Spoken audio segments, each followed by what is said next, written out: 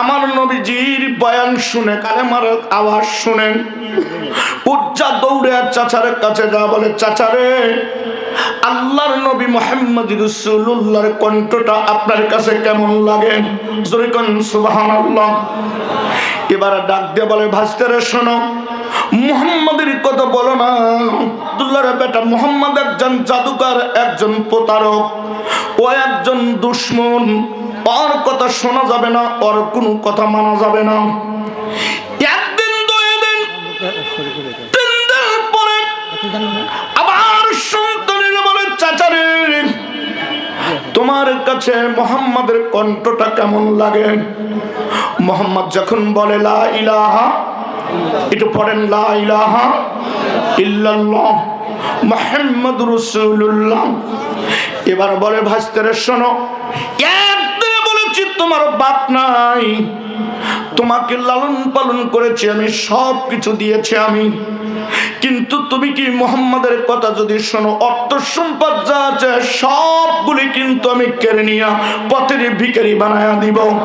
আব্দুল উজ্জা ডাক দিয়ে বলে, চাচারে সত্য যদি এই কথাই হয়, মুহাম্মদকে যদি স্মরণ করার কারণে, মুহাম্মাদের কদম মোবারকে যাওয়ার কারণে, আর মুহাম্মাদের মুখের লা ইলাহা ইল্লাল্লাহু মুহাম্মাদুর রাসূলুল্লাহ এইটা গ্রহণ করার কারণে অর্থ সম্পদ টাকা পয়সা যা আছে সব যদি আপনি নিয়ে নেন, আমার কোনো আপত্তি নাই।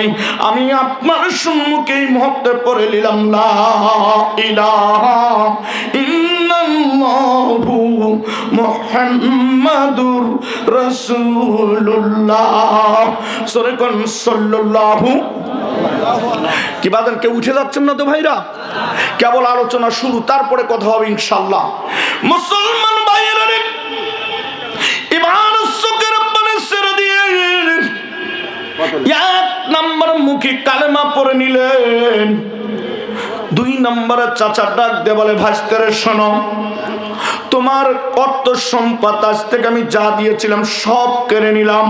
কলো সব দিয়ে দিলাম, কলো গায়ের জামাটা কার টাকা, এটাও আমার টাকার, খুলে দাও। তোমার পরনে যে লুঙ্গিটা আছে এটাও খুলে দাও। সব খুলে দিয়ে এক দৌড় দিয়ে মায়ের গেটে চলে গেল। এবার মায়ের গেটে টোকা দিয়ে মা একটা নজর তাকে চোখটা বন্ধ করে বলে, তোমার এই অবস্থা কেন? আব্দুল উজ্জা ডাক দিয়ে বলে, মা রে, আমার এই অবস্থার কারণ হলো আমি মুহাম্মাদের কালেমাকে গ্রহণ করেছি। আমার চাচা টাকা পয়সা অর্থ সম্পদ যা আছে সবগুলি কেড়ে নিয়ে আমাকে পরনের লুঙ্গিটাও কেড়ে নিয়েছে। মা, তুমি যদি কিছু দাও আমি বস্তুটা দিয়া আমি ইজ্জতটা ঢেকে নিয়ে আর আমি থাকতে চাই না। আল্লাহর নবী যেখানে, আমি মুহাম্মাদের দরবারে চলে যাব। আওয়াজ দিয়ে কোন আল্লাহু আকবার। নবীজি কি সাধারণ মানুষ? জোরে বলেন, নবী সাধারণ মানুষ? নবীর নাম হলো রহমাতুল লিল, আর আল্লাহর নাম হলো রব্বুল। তার একটু পড়ে নিয়ে তারপরে যেহেতু কবরস্থানে মাহফিল, সেই দিকেই যাব আল্লাহ পাক যদি কবুল করে। আমার সাথে একটু পড়েন। 114 সূরার ভিতরে সব সূরার মাথা হলো মূল ফাতিহা। জোরে বলেন ঠিক কিনা? এই ফাতিহা শরীফের ভিতরে 7টা আয়াত। জোরে বলেন তো বাজান, কয় আয়াত? আমি তো অন্ধ মানুষ, চোখে দেখি না। আপনারা তো অনেক আলেম ওলামা আছেন, আপনারা দেখবেন যে আমার কথার সাথে মিল আছে কিনা। কথা বলেন ঠিক কিনা? এই 7টা আয়াতের ভিতরে সর্বপ্রথম আল্লাহর নাম আছে রব্বুল আলামিন। আমরা একটু পড়ি, বিসমিল্লাহির রহমানির রহিম, আলহামদুলিল্লাহি রাব্বিল আলামিন। জোরে বলেন আল্লাহু আকবার। নবীর নাম কিন্তু রাহমাতাল লিল আলামিন। কথা বলেন ঠিক কিনা? আবার পড়েন, বিসমিল্লাহির রহমানির রহিম, ওয়া মা আরসালনাকা ইল্লা রাহমাতুল লিল আলামিন। জোরে বলেন আল্লাহু আকবার। আপনাদের কি খারাপ লাগতেছে ভাই? আলহামদুলিল্লাহ বলেন। আল্লাহ যে কবুল করে, জোরে বলে না আমিন। আলহামদুলিল্লাহি রাব্বিল আলামিন অর্থ হলো সমস্ত প্রশংসা একমাত্র নামাজ, রোজা, হজ, যাকাত, কুরবানি, যা কিছু ভালো কাজ আছে সব কিছু প্রশংসার মালিক যিনি, তিনি হলে একমাত্র আমার আল্লাহ। কথা বলেন ঠিক কিনা? সমস্ত প্রশংসার মালিক হলো আল্লাহ পাক। আর যিনি হলো রহমাতুল লিল আলামিন, তিনি গোটা পৃথিবীর হলো রহমত। জোরে কোন সুবহানাল্লাহ। এখানে আরেকটা কথা বলে আলোচনায় চলে যাচ্ছি। এখানে যখন আমি বলেছি আলহামদুলিল্লাহি রাব্বিল আলামিন, এখানে কিন্তু আল্লাহর নাম আছে রব। কি বাজান? রব আছে না? জোরে বলেন রব আছে না? কোরআন শরীফের প্রথম নম্বরে আল্লাহর নাম আছে রব। 114 শেষ সূরা কুল আউযু বিরাব্বিল নাস শেষের সূরা আল্লাহর নাম আছে রব। আছে না বাজান? যখন নামাজে যাবেন, নামাজ পড়ে যখন দোয়া করবেন, মোনাজাত রব্বানা সালামনা, আল্লাহর নাম রব আছে না বাপ? যখন আপনি সিজদায় চলে যাবেন, সিজদায় যাও দেখবেন সুবহান রাব্বিল আলা, আছে না বাজান? এই রব মানে কি?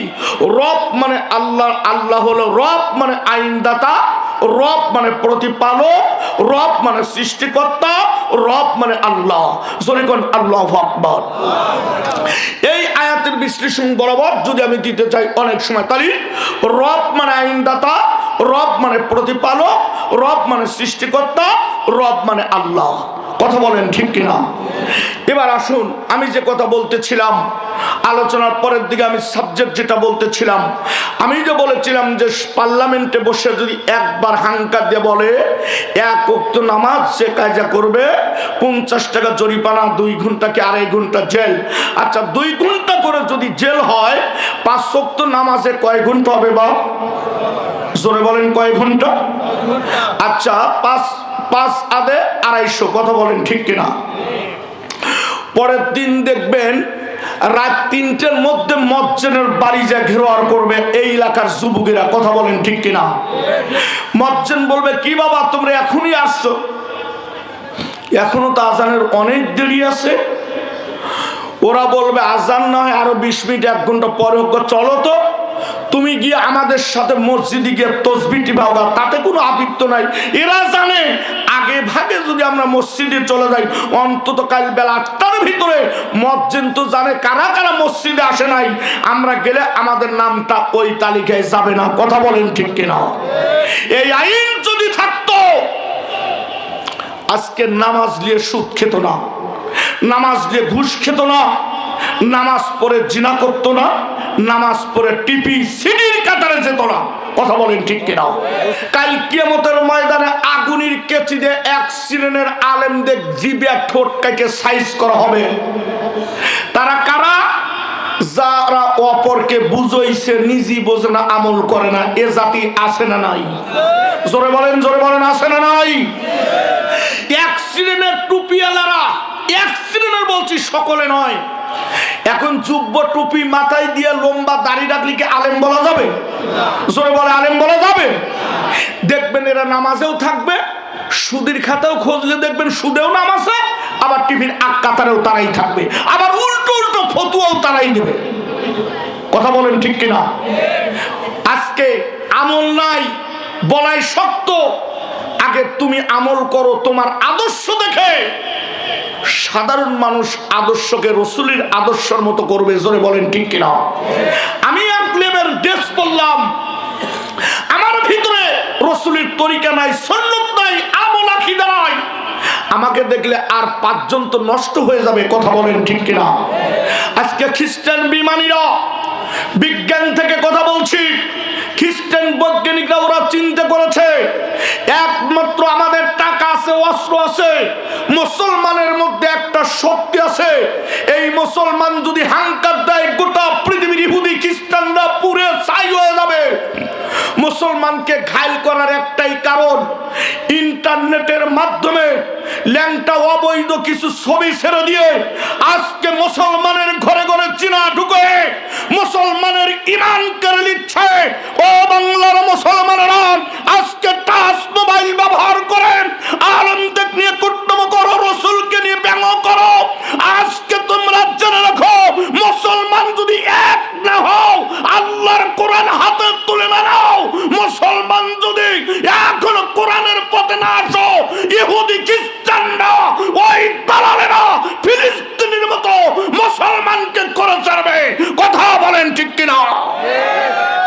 আমরা মুসলমান, জোরে বলেন আমরা কি? আমরা হলো আল্লাহর বান্দা, নবীর সৈনিক, জোরে বলেন ঠিক কিনা? আমরা জীবন দিব, রক্ত দিব আল্লাহর কোরআনকে নবীর কালেমা থেকে এক চুল দূরে সরব না। কারা কারা রাজি আছেন দুই হাত তুলে আল্লাহকে দেখায়া দেন। নারে তাকবীর, নারায়ে তাকবীর। আল কোরআনের আলম, আল হাদিসের আলম, আমার নেতা তোমার নেতা। মুসলমান ভাইয়েরা, কি আপনাদের কি খারাপ লাগতেছে ভাই? না মুসলমান ভাইয়েরা, আজকে নারীদের যে কার্যকলাপ চলছে, তারা তো পর্দা মানেই না, পুরুষকেও দাম দিতে চায় না। কথা বলেন ঠিক কিনা? কিন্তু বাদান, আমি যেদিকে যাচ্ছি তারপরে সুন্দরভাবে কোরআনের মধ্যে ঢুকে ওয়াজটা প্যাকেট করে দিব, বাড়ি চলে যাবেন, পরে বুঝতে পারবেন অন্ধ হাফেজ কোন বক্তৃতা করলো। চোখের পানি কারো রাখতে পারবেন না। কালেমার দাওয়াত দিতে গিয়ে মা তখন একটা কম্বলের কাপড় ছিলেন, চাদরের কাপড় ছিল, যারা হাতে দিল ওইটা পরনে দিয়া মরুভূমি বালু পার দিয়ে দৌড়তে দৌড়তে চলে গেলেন। যাওয়ার পরে এক জায়গা বসে আমার নবীর জন্য চোখের পানি দিয়ে কাঁদত। আমার অর্থ নাই রে, টাকা নাই, পয়সা নাই, আমি সব কিছু হারা দিলাম একটা নজর নবীকে দেখার জন্য। জোরে করেন সুবহানাল্লাহ। আমার নবী যে ওই রাস্তা দিয়ে এসে দেখে একটা যুবক সম্পূর্ণ শরীরে কাপড় চোপড় নেই, একটা সেনা চাদরের আসল দিয়ে ইজ্জতটা ডেকে নিয়ে বসে আছে, আর চোখের পানি ছেড়ে দিয়ে দিয়ে কাঁদতেছে। এমন সময় নবীজি বললেন, বাবা বাড়ি কোথায়? বলল, হুজুর আমার বাড়ি নাই, ঘর নাই। আপনি কে? আমি একমাত্র লা ইলাহা ইল্লাল্লাহ এই কালেমা গ্রহণ করার পরে ঈমান আনার কারণে আমার অর্থ সম্পত্তি, টাকা পয়সা সব কিছু হারিয়ে পরের লুঙ্গিটাও পর্যন্ত হারিয়ে দিয়েছি, তারপরেও কালেমা আমি আমার দিল থেকে ছাড়ি নাই। জোরে কোন সুবহানাল্লাহ। নবীজি বললেন, বাবা তোমার নাম কি? বলল, আমার নাম হলো আব্দুল্লাহ, আমার নাম উজ্জা। আমার নবী মাথার পরে হাত দিয়ে বললেন, তোমার নাম উজ্জা নয়, তোমার নাম আজ থেকে আব্দুল্লাহ। জোরে কোন সুবহানাল্লাহ। নবীজি নিয়ে গেলেন, নিয়ে যে সবিরা এক হুজরার মধ্যে থাকতো সেখানে রেখে দিয়ে বলে, এই কালেমা পড়া পাগলকে তোমরা কিচ্ছু বলো না, এই পাগলটাকে তোমরা দেখে রেখো, এ একমাত্র নবীর জন্য আর আল্লাহর জন্য, আমার আল্লাহকে না দেখে বিশ্বাস করে না, কালেমা পড়ে, আমার আল্লাহর কালেমা পড়ে আর মুহাম্মাদের নাম পড়ে নেওয়ার কারণে ইমা অর্থ সম্পত্তি, টাকা পয়সা সব হারিয়ে, পণ্যের সব কিছু হারিয়ে দিয়ে একমাত্র আল্লাহকে বিশ্বাস করে ঈমান এনেছে, এই পাগলটা তোমাদের কাছে থাকবে, তোমরা ভাইয়ের মতো করে রাখো। জোরে কোন সুবহানাল্লাহ।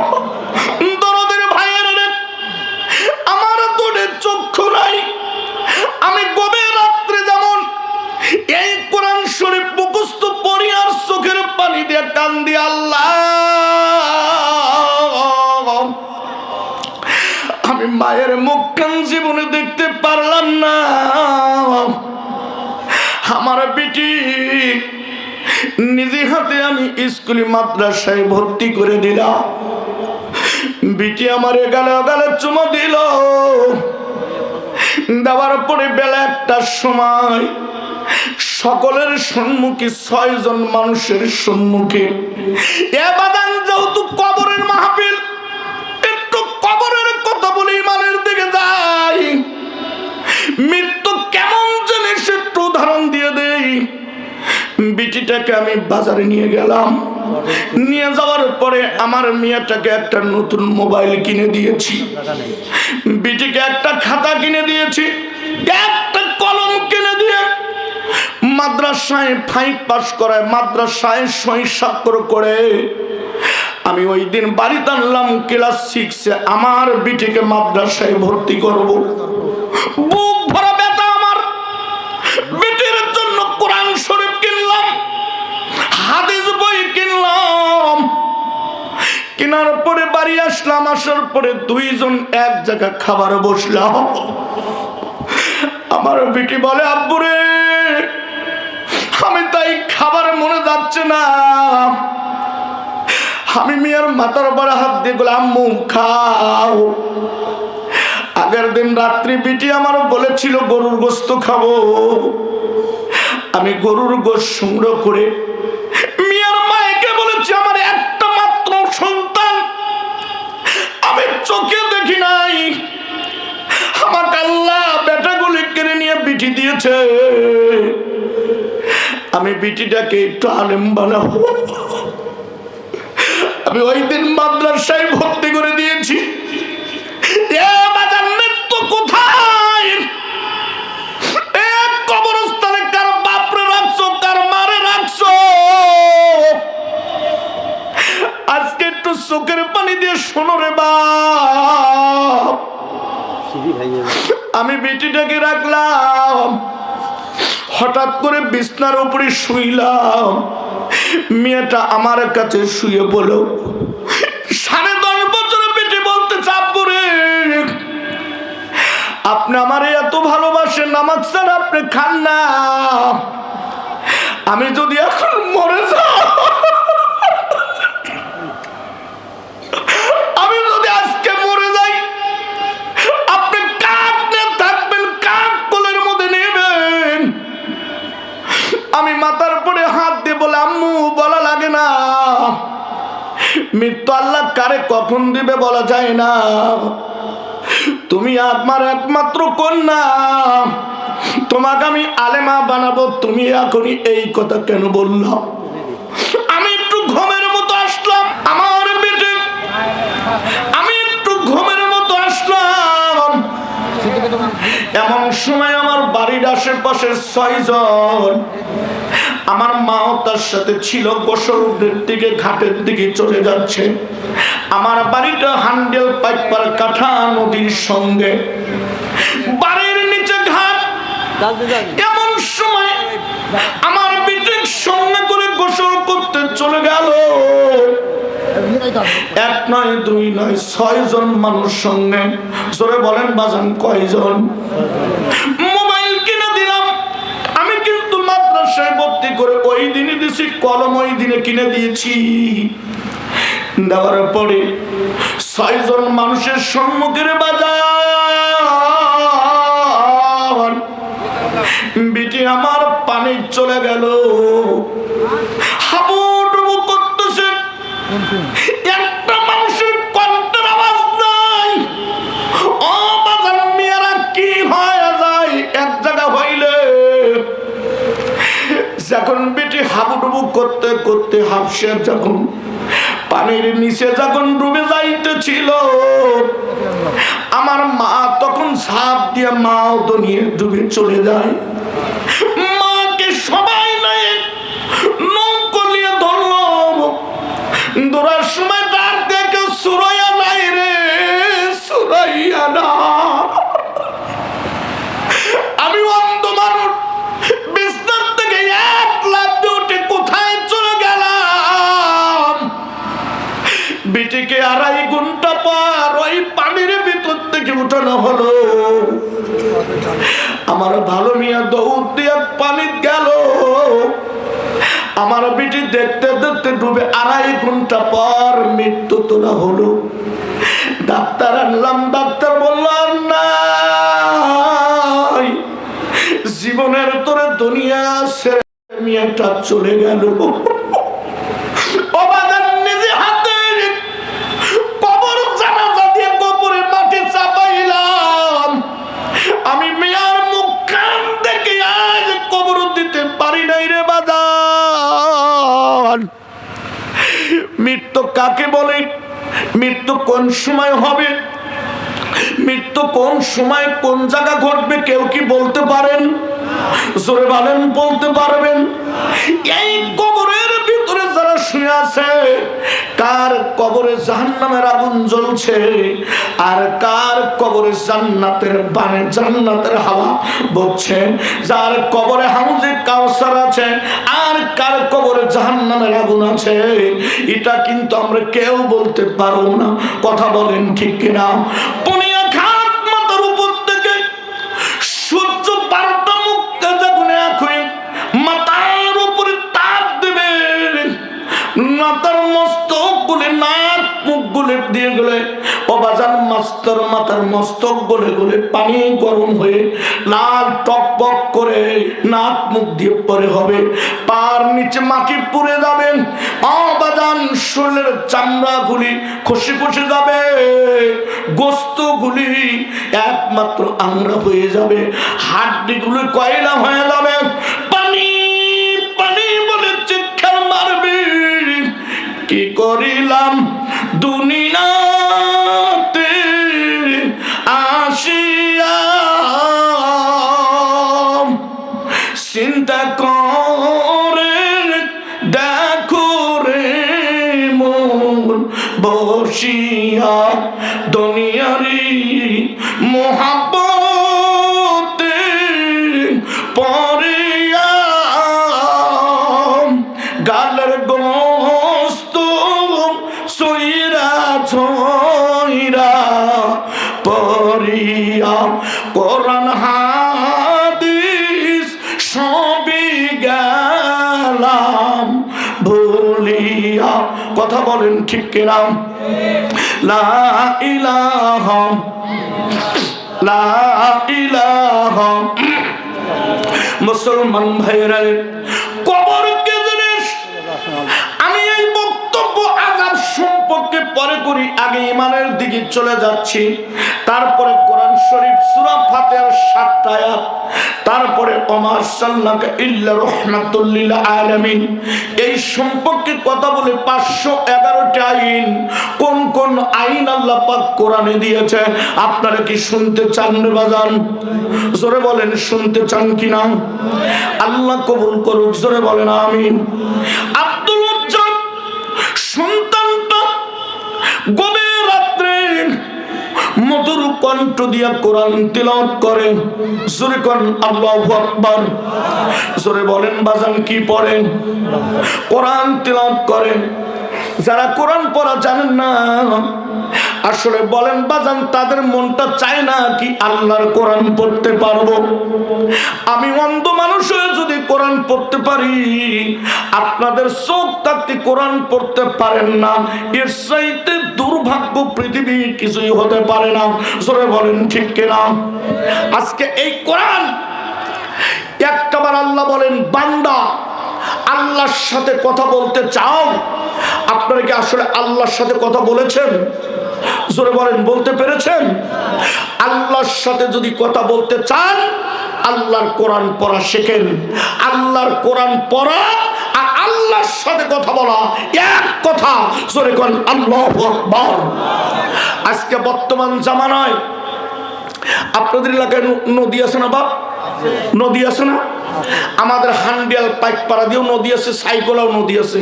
এই বর্তমান ছোট ছোট নদী দিয়ে আলোচনা কি করব? কোরআনের কথা বলতে গেলে তো মনে হয় যেহেতু কবরস্থানে মাহফিল। বর্তমান আমরা আল্লাহর জান্নাত পাবো কি করে? জান্নাতে যে যাব, আমাদের এই কলপটা হলো মরা। জোরে বলেন ঠিক কিনা? মরা কল্পে যতই সিকুর পারি কাজ হচ্ছে না। কারণ 1 নাম্বার, আমার দেশের নারী পর্দায় নাই। জোরে বলেন ঠিক না ভাই? ঠিক। আজকে নদী দিয়ে যখন পিকনিকের লাউ যায়, আপনাদের দেশে পিকনিক হয় না? আমাদের এলাকায় হয়। ইরে বাজান, যখন পিকনিকের নৌকো বোঝাই করে মেয়েরা ছেলেরা থাকে, তার মধ্যে আবার কিছু মহিলারা তুলে নিয়ে নাচে আর কয় তালা খুইলে দে রে, তোরা তালা খুইলে দে। আস্তাগফিরুল্লাহ, লজ্জা করে। আজকে নারীরা পুরুষ পুরুষের মধ্যে ট্যাস দিচ্ছে আর ডাবনা বাজায়, হারমোনি বাজায়, ডুগি তবলা বাজিয়ে আজকে নৌকো দিয়ে লোকে দেখাচ্ছে চলে যাচ্ছে। এটা কি মুসলমানের কালচার? এটা হলো ইহুদি খ্রিস্টানদের কালচার, মুসলমানদের মধ্যে ঢুকে গেছে। জোরে বলেন ঠিক কিনা? দোয়া কবুল হবে কি করে? কারণ রব্বানা সালামনা আনফুসানা ওয়া লিম তাগফির লানা ওয়া তারহামনা লানাকুনান্না মিনাল খাসিরিন। আল্লাহ, আমরা ভুল করেছি, আমার রব অন্যায় করেছি, যতই মাফ চান, আপনার বিবি যদি আপনার পর্দায় না থাকে, আপনার ছেলে যদি অন্য মেয়ে নিয়ে লাসায় আর রাস্তা দিয়ে চায়, আপনার ইবাদত করে কোনো লাভ নাই। জোরে বলেন ঠিক কিনা? 2 দিন 3 দিন 5 দিন করার পরে একটা ছেলের বাবু ওই বিশ্ববিদ্যালয়ের ইউনিভার্সিটি ছেলেকে পড়ায়। মেয়ের ছেলের বাপ চাই মুরব্বী, চাপা পিঠার জায়গা পাও না, রক্ত ঘামানো টাকা দিয়ে জমি কর থুইয়ে আমার ছেলেকে 20 থেকে 25,000 টাকা দিই, তারপরও ছেলে বলে টাকা দাও টাকা দাও। আর তোমার মেয়ে 10,000 টাকা আবার 2-1,000 বাঁচায়। এরকম চাপাবাজ কম করো মুরব্বী মানুষ, আল্লাহর ভয় করো। কথা কি বোঝা যাচ্ছে? মুরব্বীটা বলতেছে, আমার মেয়ে 10,000 পারে, তোর সে 25,000 টাকা খরচ করে কি করে? মিথ্যে কথা কর, জাগাবো না, তুই হিসাব দে। ও বলতে তুমি হিসাব লিবা? বলে হিসাব লিব। কয় তোমার মেয়ে মিস কল মারে, আমার ছেলে ব্যাক করে, আমার ছেলে ব্যাক করে। কথা বলেন ঠিক কিনা? কথা বলেন ঠিক কিনা? কোরআন শরীফ হাতে দিয়ে বলছি, টাচ মোবাইল যে যুবতীর হাতে তুলে দিয়েছেন, যুবকের হাতে দিয়েছেন, ওরা পড়ার নামে রাত 10টার পরে ল্যাপের তলে মেসেজের মাধ্যমে গল্প করে, মা বাপ দিশে পান না, অথচ পরীক্ষায় ছেলে ফেল করে। আপনার ছেলের জন্য মেয়ের জন্য টাকা দিচ্ছেন, আপনার ঘরে চিরাটুকু দিচ্ছে, আপনি নামাজ পড়ে কি করবেন? মেয়েকে আগে ছেলেকে আগে কন্ট্রোল করেন। কথা বলেন ঠিক কিনা? নামাজ পড়ো। আর তোমার মিয়া আজকে অন্য ছেলের হাত ধরে সিগারেট টানে। কথা বলেন ঠিক কিনা? তোমার মেয়ে ছেলে আরেকজনের সাথে ডিলকি মারে, আর তুমি মসজিদে যা তাসবিহ দেবো, সেই ছেলে বিয়ে দেওয়ার সময় আবার 5 লক্ষ টাকা যৌতুকের দাবি করো। লজ্জা করার কথা মুসলমানের। কথা বলেন ঠিক কিনা? যৌতুকের টাকা নাও আর বিয়ের দিন ছেলের বউ দেখতে গাও, মা কি নামাজ পড়া জানে, কোরআন শরীফ পড়া জানে? তুই যেমন টাকা তেমন তোর বেটার বউ। ঠিক কথা বলেন, কথা বলেন। এ বেটার দাওয়াত নয়, তোরা না দিলে আজকে তো সময় দিছিস, আজকে কথা বলো আমার সাথে। আমি অন্ধ হাফেজ রেজেক্ট দিবে আল্লাহ, কিন্তু হক কথা আমি বলেই যাব। কথা বলেন ঠিক কিনা? তুমি যৌতুকের টাকা দিয়া, আল্লাহর কোরআন শরীফ দিয়ে বলছি, আজকের আলোচনা ছিল অন্যরকম, কথায় কথা উঠে গেল। এই যৌতুকের টাকা দিয়া যদি 50 কোটি টাকার মালিকও তুমি হও, ওই টাকায় কোনো আল্লাহর রাস্তে বরকত নাই, বরকত নাই। তুমি যৌতুকের টাকা দিয়ে ফুটনি করে গাড়ি কিনবা, আর তাবলিগে গিয়ে মসজিদে সুবহানাল্লাহ কবা, আর ঘটক যা যদি কয় ছেলের বাপের কাছে জিজ্ঞেস করে আপনার ছেলের বিয়ের ব্যাপারটা, তাহলে কি বলে? আমি জানি না বাবা, আমি ছেড়ে দিছি, নামাজ কালাম পড়ি, মসজিদে থাকি, বড় জামাই জানে। মানে বড় জামাইয়ের কাছে গেলি গাড়ি পাওয়া যায়, বান্ডিল পাওয়া যায়। কথা বলেন ঠিক কিনা? এই ব্যবসা বাদ দাও, আল্লাহর ভয় করো। কালেমা পড়ার জন্য যদি অস্ত্র, টাকা পয়সা, জমা জমি, অস্ত্র সম্পদ সব ছেড়ে দিতে পারে, তুমি কি আল্লাহর জন্য রক্ত দিতে পারো না? আল্লাহর জন্য জীবন দিতে পারো না? কথা বলেন ঠিক কিনা? মুসলমান ভাইয়ারা রে, কি বাজান কষ্ট হচ্ছে আপনাদের? ঘুম ধরেছে বাপ? নারে তাকবীর, আল কোরআনের আলম, আল হাদিসের আলম, আলেম উলামা যেখানে, আলেম উলামা যেখানে, কোরআন আছে যেখানে, কোরআন নাই যেখানে, নারে তাকবীর। কথার ভিতরে কথা হলো, আমি একটা কথা বলিষ্ঠ কণ্ঠে বলে যেতে চাই ওয়াজের মাধ্যমে।